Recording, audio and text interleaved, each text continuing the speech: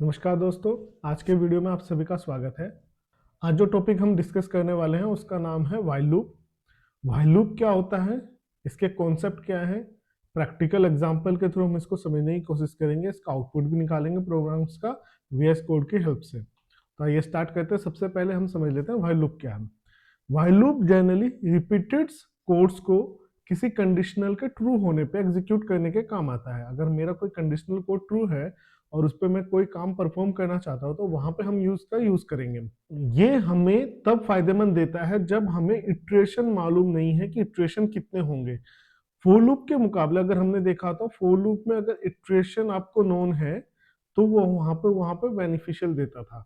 Iteration known है तो वो बेनिफिशियल देता था। अगर आपको इटरेशन नोन नहीं है तो हम व्हाइल लूप का यूज करेंगे।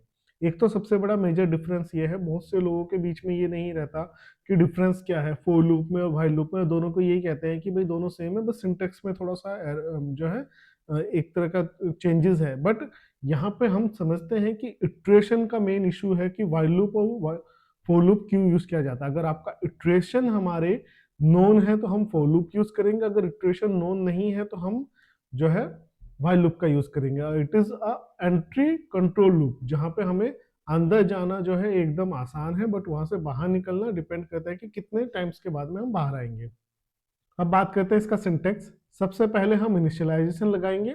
जिस भी वेरिएबल के ऊपर हम कंडीशनल लगाने वाले हैं उसके ऊपर हम इनिशियलाइजेशन लगाएंगे। इनिशियलाइजेशन के बाद में हमारा कंडीशन होगा, कंडीशन लगेगा। कंडीशन अगर हमारा ट्रू होगा तो इसके अंदर का जो लूप की बॉडी एग्जीक्यूट होगी, जो भी स्टेटमेंट होंगे वो एग्जीक्यूट होंगे। उसके बाद ही यहाँ पे हमारा अपडेशन होगा। होने के बाद में फिर से हमारा कंडीशन चेक होगा, कंडीशन ट्रू होगी फिर से एग्जीक्यूट होगा। आफ्टर एवरी एग्जीक्यूशन हमारा कंडीशन चेक होगा। कंडीशन के ट्रू होने पे ये बार बार एग्जीक्यूट होता रहेगा और एक टाइम के बाद में हम इसको स्टॉप कर देंगे। अब इसका जो है वर्किंग समझ लेते हैं, बहुत ही आसान है इसका वर्किंग।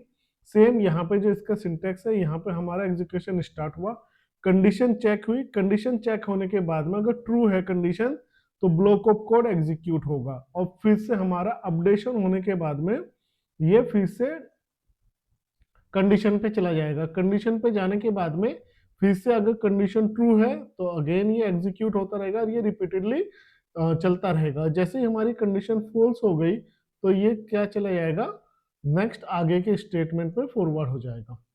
अब एक एग्जांपल ले लेते हैं। सेम जैसा फॉर लूप होता है देखने के लिए आपको आउटपुट भी सेम उसी की तरह से मिलेगा। एक हमने वेरिएबल लिया है i इज इक्वल टू 1, जहां पे हमने while लूप लगाया और while लूप के अंदर कंडीशन क्या है कि भाई i जो है इक्वल रहेगा 5 तक। दैट मीन्स 1 2 3 एंड 4 5 के लिए ये एग्जीक्यूट होगा और इसके बाद में हमारा स्टेटमेंट एग्जीक्यूट हो रहा है। उसके अंदर हमने इंक्रीमेंट लगा दिया है वैल्यू के अंदर। जो हमारा आई वेरिएबल था उसके अंदर एक एक वैल्यू इंक्रीमेंट हो जाएगी और ये आउटपुट आपको मिल जाएगा स्क्रीन पे। सेम जैसे हमने फॉर लूप के प्रोग्राम बनाए थे उसी तरह से इसमें भी प्रोग्राम बनाएंगे। अब इसके बाद में हम आई में इंक्रीमेंट करेंगे और इंक्रीमेंट करने के बाद में अब इस प्रोग्राम को हम रन करके देखते हैं। प्रोग्राम रन हो रहा है, चेक कर लेते हैं आउटपुट क्या आया। तो आउटपुट हमें विजिबल है, थोड़ा स्क्रीन छोटा है इसलिए मैंने ऊपर ले लिया। तो 1 2 3 4 5 हमारा आउटपुट में आ चुका है। तो ये आसानी से आप लोग समझ गए होंगे कि ये कैसे वर्क करता है। तो व्हाइल लूप बहुत आसान है। अब बात करते हैं कि व्हाइल लूप का यूज कहाँ किया जाता है। मेनली जितने भी मेन्यू ड्रिवन प्रोग्राम्स होते हैं, इनपुट वैलिडेशन करना होता है या फिर यूजर एग्जिस्ट का जो है तब तक चलता रहे जब तक यूजर एग्जिस्ट ना कर दे। इस तरह के हमारे जहाँ पे कंटिन्यूस रीडिंग डेटा करना पड़ता है हमें, मतलब जैसे कि हमारा कोई फाइल इनपुट आउटपुट के प्रोग्राम्स होंगे वहाँ पे हम व्हाइल लूप को देखेंगे कि व्हाइल लूप का यूज वहाँ पे सबसे ज्यादा किया जाता है। इसके अलावा जो कॉमन मिस्टेक है वो यही है कि इंक्रीमेंट को मिस कर देते हैं और इससे इनफाइनाइट लूप पे पहुंच जाता है हमारा।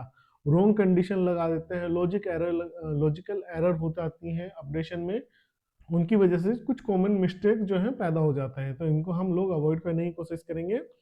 अब बात करते हैं कि इनफाइनाइट लूप। इनफाइनाइट लूप मान लीजिए व्हाइल की कंडीशन अगर ट्रू हो जाती है हमेशा के लिए तो वो होता है इनफाइनाइट लूप। इनफाइनाइट लूप में हमारा कंटिन्यूसली चलता रहेगा। अब बात करते हैं four versus while. For loop का जो है जहां पे इटरेशन आपको नोन होता है वहां पे हम यूज करेंगे, और व्हाइल लूप का जहां पे इटरेशन आपको नोन नहीं है, अननोन है, वहां पे हम यूज करेंगे। While loop depends upon the condition, कि हम कंडीशन क्या लगा रहे हैं और उसके ऊपर डिपेंड करता है व्हाइल लूप।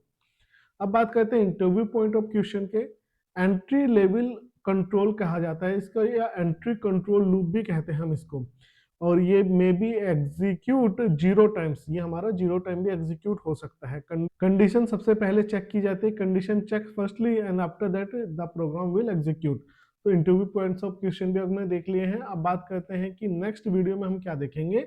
वो हम कहने वाले हैं डू व्हाइल लूप, या इसको हम बोलते हैं एग्जिट कंट्रोल लूप भी। तो वो हमारा नेक्स्ट वीडियो का टॉपिक होने वाला है।